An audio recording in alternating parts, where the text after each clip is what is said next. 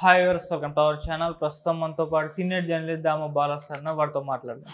నమస్కారం సార్. నమస్తే సార్, బెంగళూరులో ఒక 29 ఏళ్ల అమ్మాయిని అతి దారుణంగా చంపేసి 59 ముక్కలుగా నరికి ఫ్రిడ్జ్లో పెట్టేశారు.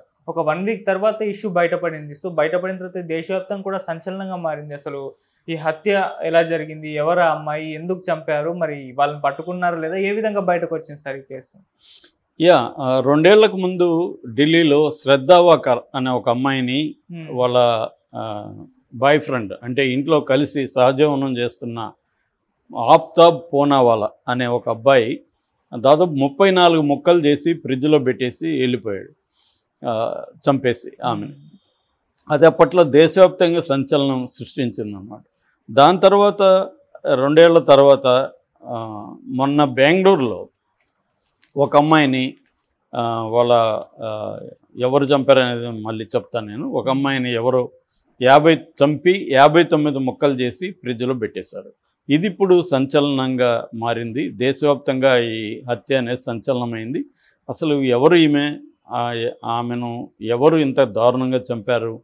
ఎందుకంటే ఒక మనిషిని చంపడం ఒకటైతే, ఆ మనిషిని చంపిన తర్వాత 59 ముక్కలు చేయడం అనేది మామూలు విషయం కాదు.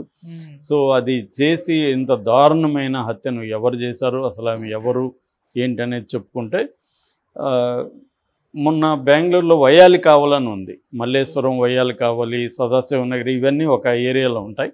ఒక decent area, middle class, upper middle class area అది. కొంతకాలం నేను కూడా మల్లేశ్వరంలో 3 years ఉన్నాను అప్పుడు బెంగళూరులో. మల్లేశ్వరం పక్కనే ఉంటుంది వయ్యాలి కావాలని. ఆ వయ్యాలి కావల్ అనే ఏరియాలో ఒక అపార్ట్మెంట్లో చుట్టుపక్కల వాళ్ళకి అందరికీ స్మెల్ రావడం మొదలుపెట్టింది. ఆ స్మెల్ కుళ్ళిన మాంసపు స్మెల్ వస్తుంటే వీళ్ళందరూ ఓనర్కి కంప్లైంట్ చేశారు. ఆ ఓనర్ ఏం చేశారంటే, ఆ ఇంట్లో ఎవరు ఒక ఆమె మహాలక్ష్మి అనే ఒక ఆవిడ ఒంటరిగా ఉంటుంది. ఆమెకి 29 ఏళ్ళు. ఆమె భర్తతో విడిపోయి ఒంటరిగా ఆ ప్లాట్లో ఉంటుంది. ఆమె బంధువులకి ఆయన ఫోన్ చేశాడు. ఆ బిల్డింగ్ ఓనరు వాళ్ళ మదర్కి, వాళ్ళ సిస్టర్కి ఫోన్లు చేస్తే వాళ్ళు వచ్చారు.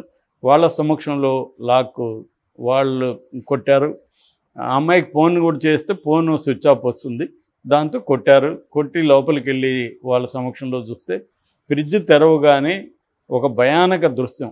ఆ ఫ్రిడ్జ్ మేబీ అది ఆఫ్ అయిపోయిందో ఏమో, పురుగులన్నీ పట్టేసి ఉన్నాయి మాంసానికి.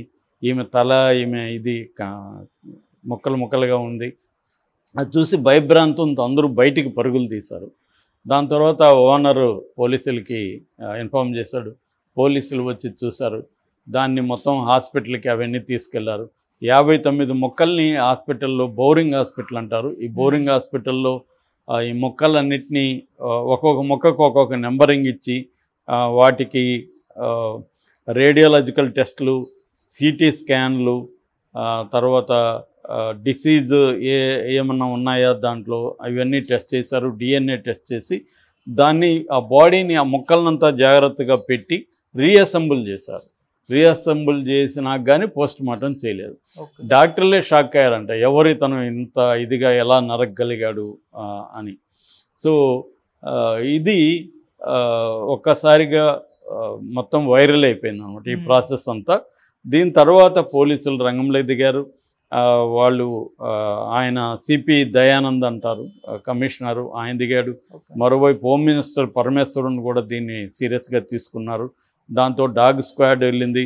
దాని తర్వాత ఫోరెన్సిక్ టీము క్రైమ్ సీన్లోకి వెళ్ళింది. ఇవన్నీ పరిశీలించారు. దాని తర్వాత వీళ్ళ విడిపోయిన హస్బెండ్ ఉన్నాడు. ఆ హస్బెండ్ హేమంత్ దాస్ ఆయన పేరు. ఈ అమ్మాయిది యాక్చువల్గా జార్ఖండ్, బెంగళూరులో ఈ అమ్మాయి గత 10 ఏళ్ళుగా ఉంటుంది. ఈ అమ్మాయికి 6 ఏళ్ల ముందు పెళ్ళయింది. ఒక 4 ఏళ్ల పాప కూడా ఉంది. సో వీళ్ళు 9 నెలలకు ముందు వీళ్ళు విడిపోయారు. ఈ అమ్మాయి ఒక మాల్లో పనిచేస్తుంది. ఈ హేమంత్ దాస్ని పట్టుకొచ్చారు. హేమంత్ దాస్ని ఇంటరాగేట్ చేస్తే హేమంత్ దాస్ కొన్ని సంచలనమైన విషయాలు చెప్పాడు. ఆయన ఏం చెప్పాడంటే, ఈ అమ్మాయికి ఒక ఆస్రాఫ్ అనే ఒక అబ్బాయితో అఫైర్ ఉంది. ఆస్రాఫ్ అనేవాడు, వాడిది కూడా ఉత్తరాఖండ్. వాడు ఇక్కడ ఒక బార్బర్ షాప్లో, సెలూన్లో పనిచేస్తాడు. సో అతనికి అమ్మాయికి అఫైర్ ఉంటే నేను లాస్ట్ ఇయర్ 2023 ఏప్రిల్లో కనిపెట్టాను వీళ్ళిద్దరికి అఫైర్ ఉందని. దాంతో ఈ పిల్ల మా భార్యని నిలదీస్తే నా మీదే డొమెస్టిక్ వైలెన్స్ కేసు పెట్టింది. దాంతో వాడి మీద నేను కూడా నెలమంగళ అనే పోలీస్ స్టేషన్ నేను కూడా కేసు పెట్టాను. సో అప్పుడు పోలీసులు వాడిని పిలుచుకొని నువ్వు మీ ఉత్తరాఖండ్ వెళ్ళిపో, ఇక్కడ ఉండద్దు, ఇక్కడ ఉంటే వీళ్ళిద్దరి మధ్య గొడవలు ఉన్నాయని ఉత్తరాఖండ్కి పంపించేశారు. ఇక్కడికి రావద్దని చెప్పారు. మళ్ళీ అతను వచ్చాడో లేదో నాకు తెలియదు. నేనైతే విడిపోయాను. ఎందుకంటే మా ఇద్దరి మీద కేసులు పెట్టారు. నా మీద నాన్ కాగ్నిజబుల్ కోర్టు ఆర్డర్ కూడా ఇష్యూ చేశారు. నాన్ కాగ్నిజబుల్ కోర్టు నోటీస్ అంటే కోర్టు పర్మిషన్ లేకుండా పోలీసులు అరెస్ట్ చేయరు అనమాట. నాన్ కాగ్నిజబుల్ అఫెన్సెస్లో కోర్టు వారెంట్ ఉండకుండా పోలీసులు అరెస్ట్ చేయరు. సో ఇది నాన్ కాగ్నిజబుల్ కేసు కాబట్టి పోలీసులు కోర్టుకి పెట్టారనమాట అప్పట్లో. ఎందుకంటే డొమెస్టిక్ వైలెన్స్ కింద ఇతని మీద కేసు పెట్టింది. అంటే ఆమె ఎక్స్ట్రా మ్యారిటల్ అఫేర్ ఉంది కాబట్టి ఇతను అది అడిగినందుకు ఆమె కేసు పెట్టింది అనేది ఇక్కడ బయటకు వచ్చింది. ఎప్పుడైతే ఇది ఎంత గొడవలు అయిపోయినాయో వీళ్ళిద్దరూ విడిపోయారు. ఇతను వేరే దగ్గర ఉంటున్నాడు, ఈమెమో ఒంటరిగా సింగిల్ బెడ్రూమ్ ప్లాట్ వైల్ కావల్లో తీసుకుని ఉంటుంది. మేబీ ఇప్పటివరకు అయితే కారణం కరెక్ట్గా తెలియదు తను ఎందుకు చంపాడని. ఇంకొక వార్త పోలీసులు చెప్పింది ఏంటంటే ఈమెకి ఇంకొక శశిధర్ అనే ఇంకొక అతనితో కూడా అఫైర్ ఉంది. ఆ శశిధర్ని కూడా పిలిచి అడిగారు. అతనేమో నేను 6 నెలలకు ముందైతే నేను ఆమెతో సంబంధం ఉంది, తర్వాత నేను వెళ్ళిపోయాను, మా ఇద్దరి మధ్య ఎటువంటి సంబంధం లేదు, మీరు కాకపోతే నా ఫోన్లన్నీ చెక్ చేసుకున్నాను, అతని ఫోన్లన్నీ కూడా ఇచ్చాడని చెప్తున్నారు. ఆమె ఫోన్ 10 రోజులుగా స్విచ్ ఆఫ్ అయింది. ఆమెకి వాళ్ళ అమ్మతో, వాళ్ళ సిస్టర్తో, వాళ్ళ బ్రదర్తో కూడా మంచి సంబంధాలు ఉన్నట్టుగా లేదు. వాళ్ళ అమ్మ ఏమి కలిసి కూడా 1 year అయింది. తర్వాత ఫోన్ కూడా 10 రోజులకు ముందు ఫోన్ చేసిందంట వాళ్ళ అమ్మ, స్విచ్ ఆఫ్ చేసి వచ్చిందంట. తర్వాత ఆమె ఫోన్ కూడా చేయలే. అంటే మామూలుగా ఎవరైనా మన కూతురు ఫోన్ స్విచ్ ఆఫ్ చేస్తుంటే మళ్ళీ మళ్ళీ చేస్తాం మనం, ఎందుకు స్విచ్ ఆఫ్ చేయాలి. ఆమె 10 రోజుల నుంచి పట్టించుకోలే. ఫోన్ స్విచ్ ఆఫ్ అంటే వాళ్ళ మధ్య సంబంధాలే. అంటే ఇక్కడ క్లియర్గా మనకి ఇప్పుడు పోలీసులు చెప్తున్నది ఇవన్నీ ఏంటంటే ఈ మహాలక్ష్మి అనే 29 ఏళ్ల అమ్మాయి అందంగా ఉంది ఫోటోలు చూస్తే.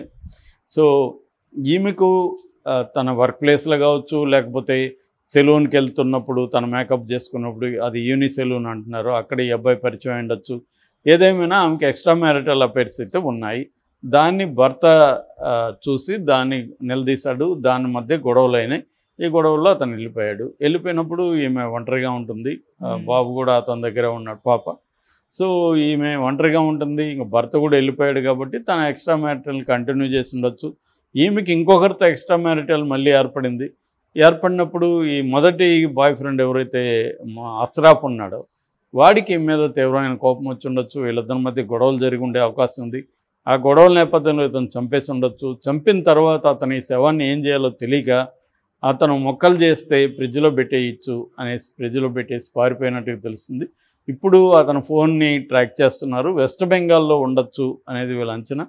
ఇంకొక వెర్షన్ ఆల్రెడీ పట్టుకున్నారు, అతను సీక్రెట్గా విచారిస్తున్నారు అని కూడా అంటున్నారు. ఏదేమైనా ఈరోజు రేపు పట్టుకునే అవకాశం ఉందని పరమేశ్వర్ హోమ్ మినిస్టర్ కూడా చెప్పాడు.